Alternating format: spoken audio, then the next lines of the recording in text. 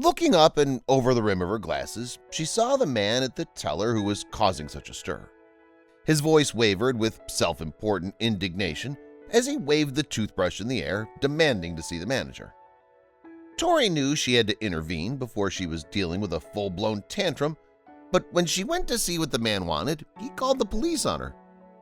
As the manager of a Target store in Swansea, Massachusetts, Tori Parad thought that she'd seen it all. Dealing with rude and entitled customers on a daily basis had taught her to handle difficult situations with diplomacy and sensitivity.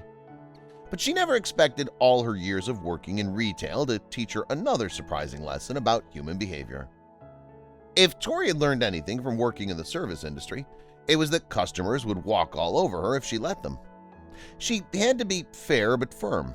She never in all her years of working at Target had a customer made such an outlandish and unreasonable demand and then done everything in his power to ruin her life.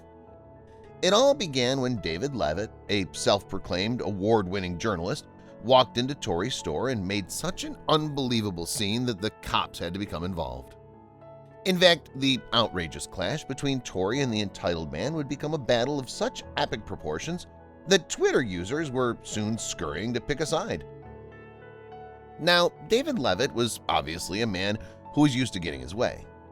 The notorious Twitter troll made his way through the aisles at Target and spied an Oral-B 500 electric toothbrush that had been used for display purposes.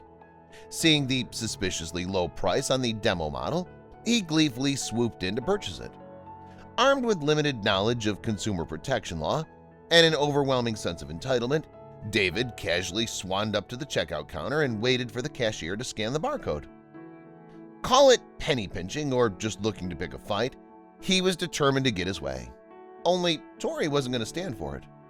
The flustered cashier immediately knew what David was doing, but she gently explained that the electric toothbrush was for demo purposes only. She pointed out the capital lettering that clearly said "Display" above the price tag, which was set by default. At one set, David Hoffman puffed at the register. Then he demanded to see the manager. Enter Tori, who's been watching the man for the last 5 minutes. She could see that the situation was escalating at an alarming rate. Nevertheless, she was confident that she could handle it, but unfortunately, she underestimated how far David was willing to go to get his way. Tori approached him and tried to reason with him, but then he whipped out his phone. Another man would have accepted Tori's response, but not David. When she flatly refused to be bullied, his face went from an expression of indignant to defiance. As he pulled out what he thought was an ace up his sleeve, he shoved his phone in her face, took a picture, and uploaded it for his 2,100 followers on Twitter to see. When Tori responded by rolling her eyes, it incensed David even more. In a blatant display to show her the extent of his power, he called the police on her. To make matters worse, he was sure to document the situation as it unfolded with live tweets on his Twitter account. Little did he know, it was all about to backfire on him, spectacularly. Underneath the photo of the unflappable retail worker, David angrily typed the caption, "This at Target manager, Tori not honoring the price of their items per Massachusetts law." But when he saw that his intimidation and public shaming tactics weren't working, he decided to try a different tactic. Not 15 minutes later, he posted another smug update that had the Twitterverse rallying. "I just had to call the police because at Target refused to sell me the toothbrush," David wrote obnoxiously. He obviously expected his fans to feel sympathy for him, but he didn't anticipate was the tweet storm that followed. In an amazing show of instant karma, his followers immediately began to roast him online, but the show wasn't over yet. Twitter users immediately jumped on the fact that David was clearly wasting the police's time with such a petty request. David found himself scrambling to defend his actions, stating that he didn't call 911 and had explained to the police that it was not an emergency and they could take their time. Eagle-eyed fans were also quick to point out that the law wasn't on David's side either. In a stunning turn of events, they began to back Tori. One user retaliated with, "So let me get this straight. You're bothering the police because of an obvious mistake Target made that you want to exploit because we all know those toothbrushes don't sell for a penny.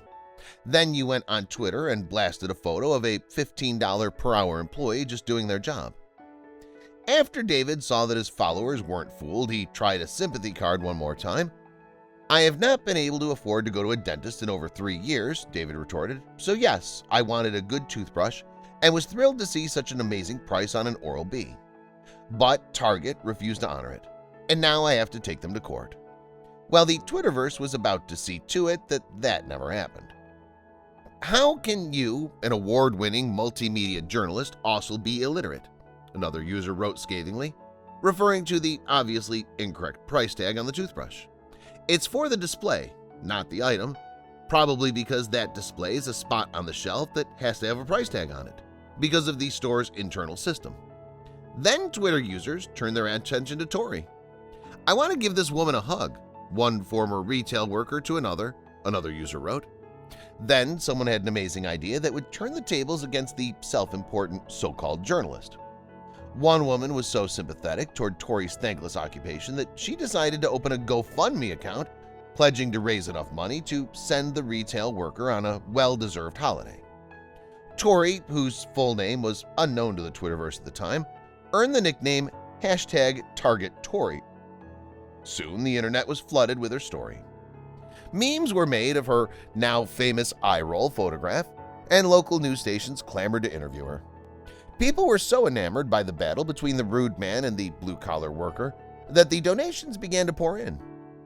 But would they reach their target of $5,000? Meanwhile, David Levitt's face also began to flood the internet. His appalling behavior had earned him an unflattering meme of his own. Referencing the "let me talk to your manager" temper tantrum throwing people that retail workers have to deal with on a daily basis.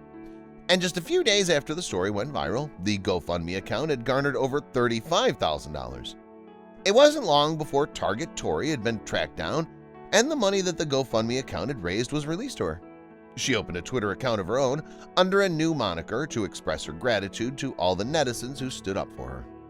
She has since decided that instead of going on a holiday as originally intended by the creators of the account, she'll donate the money to charity.